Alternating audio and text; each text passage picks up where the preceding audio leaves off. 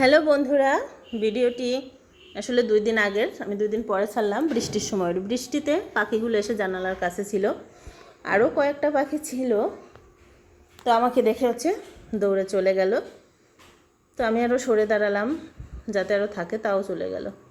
আর এই যে দেখো বৃষ্টি তো গত 1 সপ্তাহ ধরে কি পরিমাণ যে বৃষ্টি ছিল, 1 সপ্তাহেরও বেশি সময়।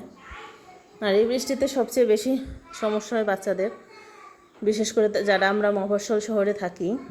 ওরা আসলে সারাদিন ঘুরে বেড়ায়, মানে একটু বাইরে তো সময় কাটানো যায়, তাই এত বৃষ্টি ছিল তার সময় কাটাতেই পারেনি।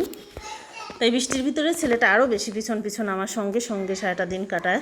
কিছু করতে গেলেও মা আসো। তো সকালে উঠে একটু কাঁঠাল খেলো, মানে সকালের নাস্তাটা সারার পরে কাঁঠাল খেয়েছে। কাঁঠালটা ওর প্রিয় না, তাও একটু দেখে খেতে চাচ্ছিল তাই। আর কাঁঠালটাও খুব বিচ্ছিরি ছিল। তারপরে বললো চলো, আবার গিয়ে রুমে খেলা শুরু করলো। প্লেন চালাচ্ছে, আমি একটু সরলেই বলে আসো মা। সকালে উঠে আসলে রুমটাও ঠিক করে গুছোতে পারিনি, মানে বিছানাটা তার ভিতরে। এবার হেলিকপ্টার কিছুক্ষণ খেলে আবার আসো মা, নিচে ট্রেন বানাই। তো গেলাম। আসলে ওকে নিয়ে এই ভিডিওটা করা, কারণ ও সেদিন কী করছিল সেটাই দুপুর থেকে সন্ধ্যা পর্যন্ত তোমাদের শেয়ার করলাম।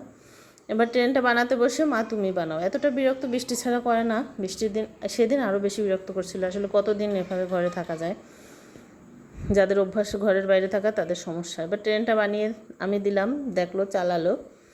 এবার হুট করে মনে পড়লো এই পুতুলটার কথা। এটা ওকে প্রথম জন্মদিনে একজন দিয়েছিল, ও কখনো ব্যবহার করেনি। আসলে ওকে তুলোর জিনিস ব্যবহার করতে দেওয়া হয় না, কারণ এসে কিন্তু প্রচুর পরিমাণে ধুলো জন্মায়। তাও সেদিনকে আর আমি একটু বের করে দিলাম। ওর মনে পড়েছিল হঠাৎ করে, মা আমাকে একটা পুতুল দেখানোর কথা বললা, তাই। তো এটাও ওই দিনই ও প্রথম দেখেছে এবং ওই দিনই ও প্রথম কোলে নিয়েছে। তো ওটা কোলে নিয়ে বলছে মা এটা তো অনেক ভারী। তাই ওকে একটু গলা জড়িয়ে ধরলো, এ করলো সে করলো।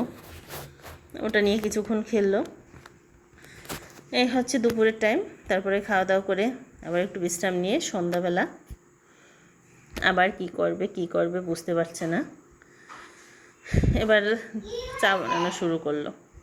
এবার চার সব চাকনি, এগুলো ওনারই খেলার সরঞ্জাম, চাকনি টুপুরি। তো মা দাও চাকনি, এবার চা দাও। মানে আমি চা খেয়েছিলাম, সেই জলটা ওকে দিয়েছিলাম, এটা রং হয়েছে পর। এবার আসো মা চা খেতে।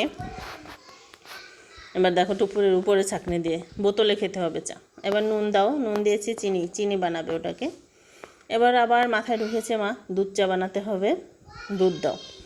তা দুধ না দিয়ে ওকে আমি আটার গুঁড়ো দিয়েছিলাম, বলছিলাম এটা দিয়ে দুধ বানাও, এটাও সাদা হবে।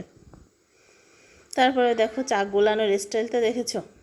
এরপরে আবার মনে পড়েছে সারাদিন ঘুমায়নি সেদিন, মা আমাকে পাটিসাপটা বানিয়ে দাও, পাটিসাপটা খাবো। তো দুধ একেবারে সিম্পল করে দুধ, চিনি আর আটা আর চালের গুঁড়ো মিক্স করে আমি ওকে 2 পিস পাটিসাপটা বানিয়ে দিয়েছিলাম। পাটিসাপটাটা বানানোর সময়ও সে চুলোর পাশে ছিল, ভিডিওটি করতে পারলাম না। চুলোর পাশে তাকিয়ে বসেছিল।